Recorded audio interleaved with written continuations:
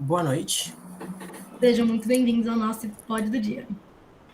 Eu sou a Laura, esse é o Vitor, e nós somos alunos do segundo período da graduação em Turismo pela Escola de Comunicações e Artes da USP, a ECA. Em uma de nossas matérias, na História da Cultura e da Comunicação 2, nós temos de fazer um trabalho com uma temática da nossa escolha que esteja relacionada aos âmbitos cultura e comunicação. E tendo as temáticas ansiedade e universidade como interesses em comum, resolvemos abordar esses dois temas em conjunto, vindo aqui hoje para destrinchá-lo e fazer com que mais pessoas possam compreendê-lo, com a ajuda do professor Sérgio Marques, mestre e doutor pela Universidade Federal de São Paulo, a Unifesp, em Psicologia. Boa noite, professor, como você está? Boa noite, tudo bem, Laura? Prazer estar aqui com vocês.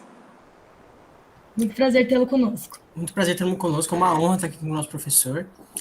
Antes de começar nosso podcast, esse professor aqui hoje entrevistado, ele é um grande amigo meu, por isso que acabou surgindo esse convite tão especial aqui para fazer, estar com a gente nesse podcast.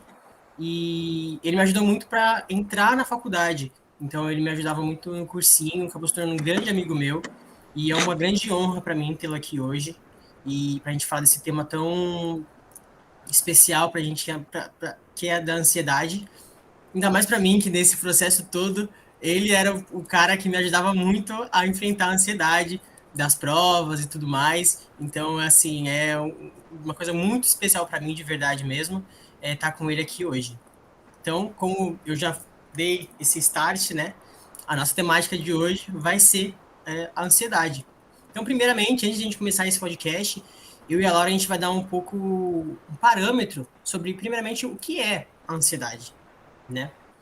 A ansiedade e transtornos de ansiedade são um conjunto de doenças psiquiátricas marcadas pela preocupação excessiva ou constante de que algo negativo vai acontecer. Em especial, durante as crises de ansiedade, as pessoas não conseguem se ater ao presente e sentem uma grande tensão, às vezes sem um motivo aparente. Esse problema ele pode manifestar sintomas físicos também, como sudorese e aritmia cardíaca. Então, a gente tem informações que, de acordo com a Organização Mundial de Saúde, de março desse ano, 264 milhões de indivíduos vivem com transtornos de ansiedade no planeta. No Brasil, eles atingem 9,3% da população, o que faz do nosso país o líder no ranking. Isso é um dado extremamente expressivo. O Brasil ele lidera esse ranking com 9,3% da população. Isso é muita gente e é com certeza um dado alarmante. Bom, e agora eu venho aqui falar sobre qual seria a diferença entre o transtorno de ansiedade e a ansiedade comum. De acordo com a psicóloga Marina Vasconcelos, que é graduada em psicologia pela Pontifícia Universitária Católica de São Paulo, a PUC, qualquer pessoa fica ansiosa por causa de uma entrevista de emprego, antes de fazer uma prova ou quando vai conhecer alguém. Mas normalmente esse sentimento passa. E já no transtorno de ansiedade, quase tudo vira um motivo de preocupação exagerada e contínua. Então, o paciente não é capaz de relaxar, ela completa. Crises comuns há mais de 6 meses são um sinal claro desse quadro. E ficar tenso sem razão aparente é outro. Depois dessa breve explicação nossa sobre o assunto que é a ansiedade, a gente vai começar a nossa rodada de perguntas. Então, a gente vai começar falando de um filme que foi um grande sucesso de bilheteria e encantou muita gente, que foi lançado em 2015, a animação Divertidamente. Na animação, são passadas muitas lições conforme a trama vai passando, mas eu, particularmente, acredito que a maior delas é que todos os sentimentos são necessários, inclusive os ruins, como mostrar no filme a tristeza. Então, o filme, ele deixa claro isso, que até mesmo os sentimentos negativos têm sua função na nossa vida. Nesse caso, no filme, ele explicita que a tristeza, um sentimento que é considerado negativo, ela tem a sua função e a gente precisa dela. Então, com isso em mente, a gente vai para a nossa primeira pergunta. A ansiedade, ela sendo um sentimento, ela também é necessária? Muito legal a apresentação de vocês. A ansiedade, ela é necessária. A ansiedade, ela faz parte da rotina de todos nós, em alguma medida, uns mais, outros menos. E a ansiedade, a gente tem que começar a falar sobre ela, primeiro, que relacionando com a palavra medo. Vocês estão falando de sentimento, medo e ansiedade, eles caminham juntos.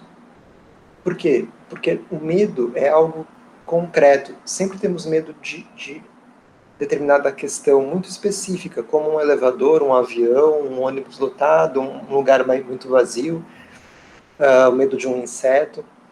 Esse medo que todo mundo tem, ele gera um certo incômodo na pessoa. À medida que esse medo passa de incômodo para algo que impossibilite você a estar naquele lugar, por exemplo, eu posso ter medo de elevador, mas se eu tiver que visitar um amigo no 10º andar de um prédio, eu vou entrar no elevador, vou dar aquela sensação meio incômoda, mas eu vou encarar. Se eu não conseguir nem pensar que vai existir um elevador ali diante de mim, então esse medo deixa de ser um sentimento, algo que todo mundo vivencia, para ser deslocado para algo muito forte. E esse algo muito forte que provoca uma sensação violenta na pessoa é chamado de ansiedade. Então, sim, todos nós temos ansiedade, todos nós temos medo, mas essa relação entre aquilo que eu sinto do evento, aquilo que eu sinto de um evento muito específico, e a potência que ele tem de me causar sofrimento, é que vai me dar o gatilho da ansiedade, ou que vai me dar a sensação de ansiedade, melhor dizendo. Tá? Então, para resumir para vocês, a ansiedade, então, ela é essa reação ao medo. Mas ela é uma reação ao medo sem que haja nenhum risco real. Né? Ela é justamente essa construção. Tá? E aí, fechando a pergunta de vocês, se tudo isso acontece, como você citou no filme dos sentimentos, por que eles são necessários?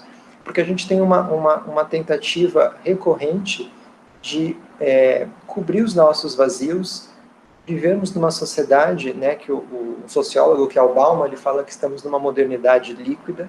A gente percorre essa modernidade líquida tentando superar os nossos vazios, as nossas tristezas, e vivemos bolhas de felicidade, como se a gente tivesse que permanentemente estar sorrindo, estar alegre e disposto a algo.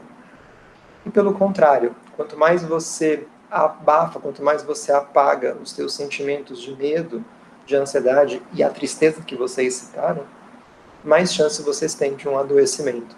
Você falou da tristeza, a tristeza abafada, a tristeza não olhada, ela pode gerar uma depressão. Da mesma maneira que se você não olhar para as suas questões do cotidiano, você pode desenvolver uma ansiedade.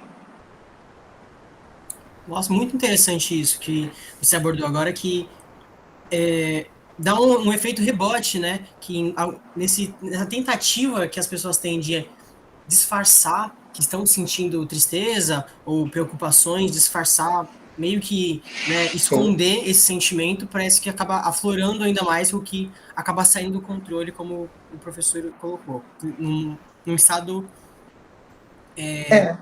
a mais, né? É interessante, Vitor, porque assim, quando a gente pensa, por exemplo, sobre tristeza, né? Ou você pensa assim, eu tenho que ter sempre alguma coisa para fazer, eu tenho um rolezinho para ir, eu tenho, tipo, alguma coisa para fazer no final de semana, eu não posso ficar em casa, tipo, assistindo uma série.